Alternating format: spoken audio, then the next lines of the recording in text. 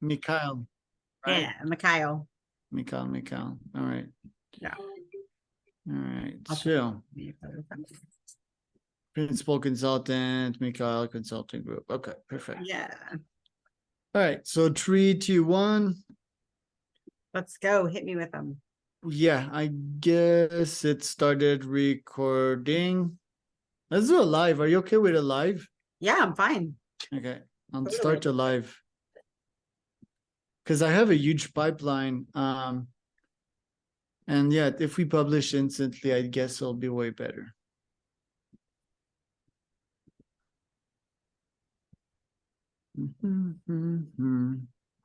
Okay. All right, so 5 seconds and we are live. Okay. Yeah. 3, 2, 1. Well, yeah, a bit more than that, actually.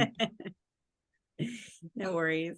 All right, so 5, 4, 3, 2, 1. And we are live for another Founder Wisdom Pod with Christine Mikhail with us today. She is a founder and CEO at Mikhail Consulting Group. So we're going to talk about organizational design, leadership, talent development, everything in between.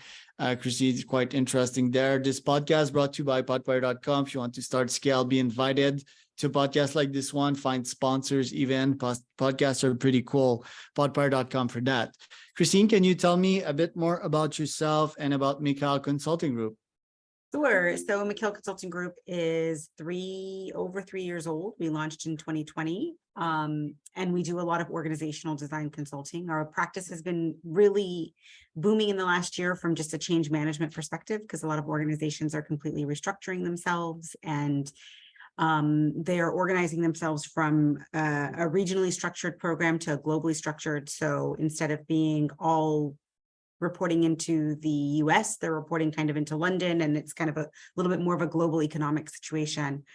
And I got my master's in industrial organizational psychology many years ago. And so I've been practicing as an individual, as a consulting coach for many CEOs, kind of from Sony to real estate moguls here local in California.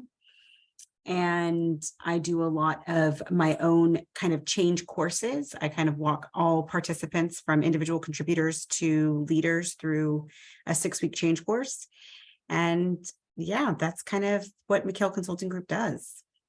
Pretty cool. Yeah. Organizational psychology, I told you, was one of my favorite classes in university. How do you think organizations have changed since COVID? And what would the organization of the future look like structurally? COVID, I think, changed organizations from a trust perspective. Leaders have really had to truly trust their people. So in the world of COVID, we went into remote work almost immediately, right? Most of my work coming right out of graduate school has been getting leaders to trust that you don't need people to sit in the office every day to ensure that they do work. So I was always kind of a person pushing the future of a workplace. So what does that mean? It means unassigned seating. It means giving employees the choice and the control to actually work where they feel they need to be the most productive. And if that means they work in a cafe on a Monday, if they're working from home on a Wednesday, if they're in the office Thursday and Friday because their team is in the office and they need to collaborate. The idea that I always pushed since 2013 was giving people choice and control. What the pandemic did was really launch organizations into the acceptance of that. I have to now trust my people to know that they're actually going to work from home and they're actually going to make the right choices and do what they need to do to be the most productive employees that we have on our payroll. Well, now that we're coming out of the pandemic, organizations are starting to realize that, okay, we were productive, but we probably weren't as innovative. And I think we need to get people back into the office to be innovative. And there is truth in that, but you can't just force your people to come back into the office just because. You need to give them reasons why. And so if you're going to ask folks to come in and you want them to be more innovative, the question is, with whom are they going to be collaborating to be innovative, right? They're not just going to come sit in a desk, and that's not going to allow for innovation. That's not going to allow for creativity. we're often innovative when we're working with other people. So the question really is, how are we really going to make sure the right teams are collaborating together? And so I think the Office of the Future is really global.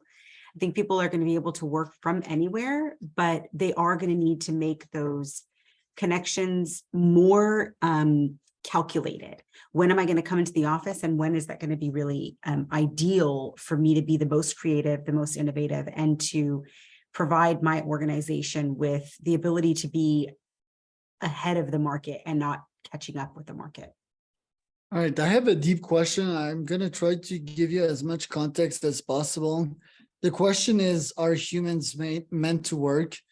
The context to that is, I was raised in middle class, middle upper, and so were my friends, I guess, and in Canada, right? And in Canada, it's like, yeah, get a job at like 16, some kind of 9 to 5. You're not pushed too much to do it.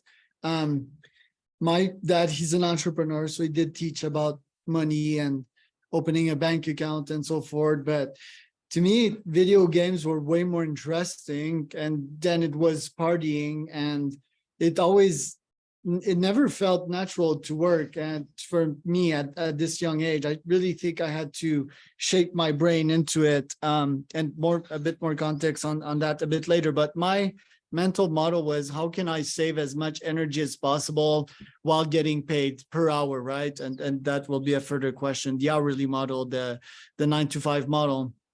And I maxed that out quite quickly. I'm a thrill-seeking guy, so I went to entrepreneurship, never really looked back.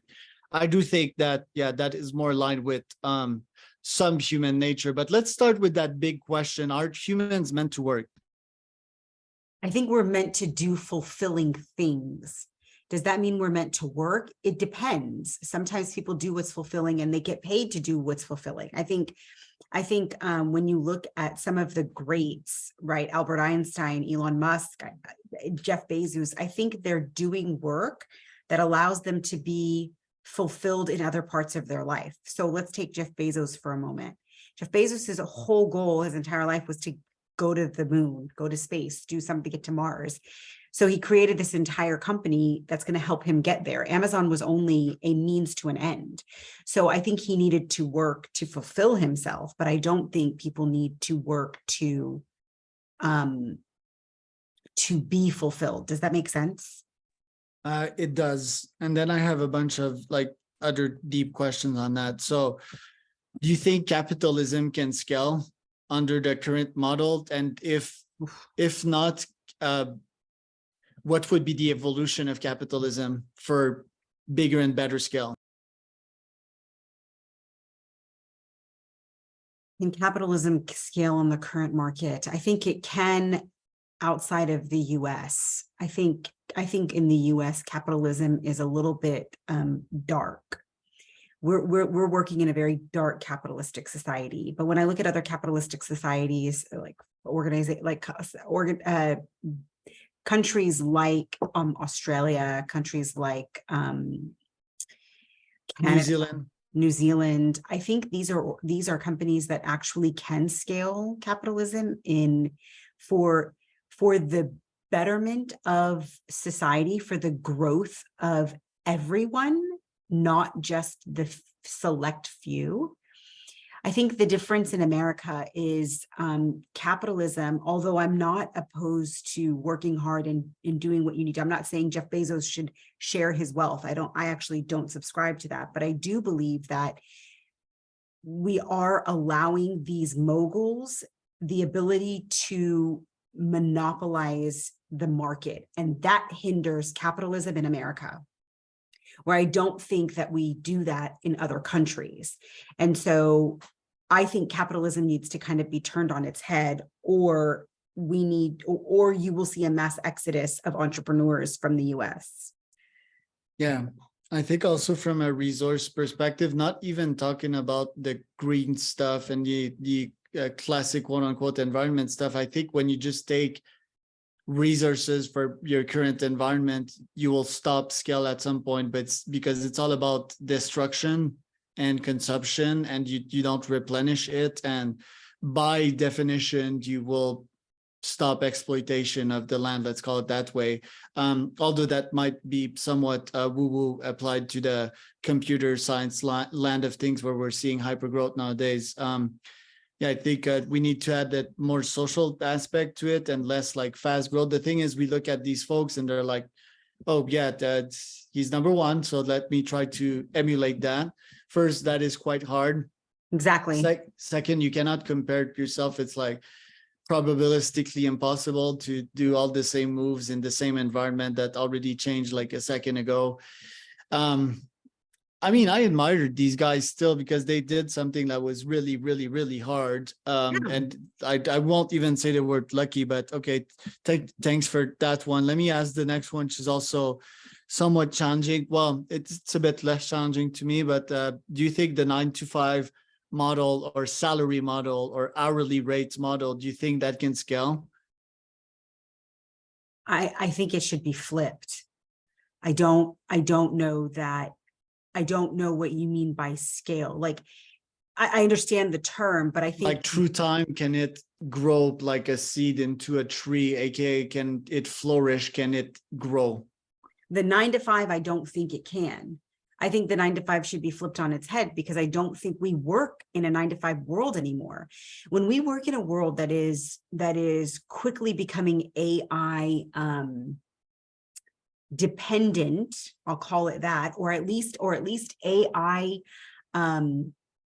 mundane, right? All of the mundane things that we do, we shoot off to AI. We ask them to pull all of the research that we're going to do to create some new model, right? We're not asking AI to create a model, but we certainly don't want to do all the research ourselves. So I'm going to shoot AI a message. I'm going to ask them to do the research for me while I go create the other model.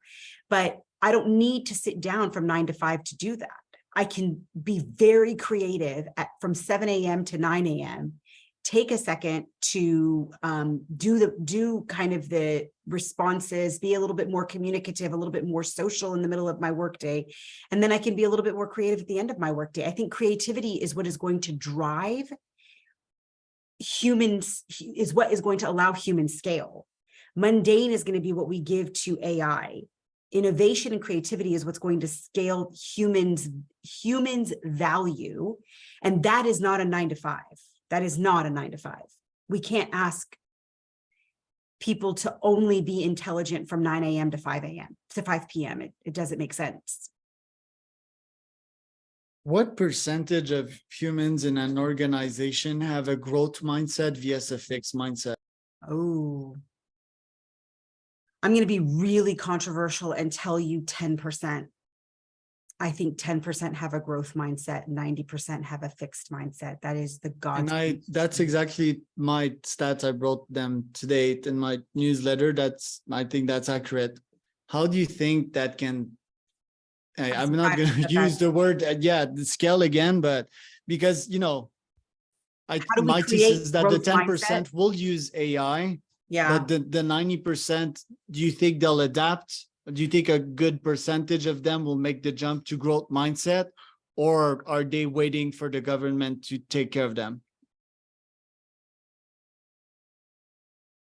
That's a great question. I think maybe that 90% will lean on, a portion will lean on AI to be a little bit of their growth, if that makes sense. I'm going to use bots to make me look like I'm growing. And then but I think that will be very minimal, right? Because even a growth mindset person has to be someone who recognizes the leverage that AI provides us. And so that's still that's a small percentage out of that 90%. So do I think the government will take care of them? Or are they going to wait for that? They might wait for that, but the truth is that might not happen. But that's where you get into like what I think will be a true sci-fi world where AI a little bit runs what we do, and there is a bare minimum of humanity that keeps us human.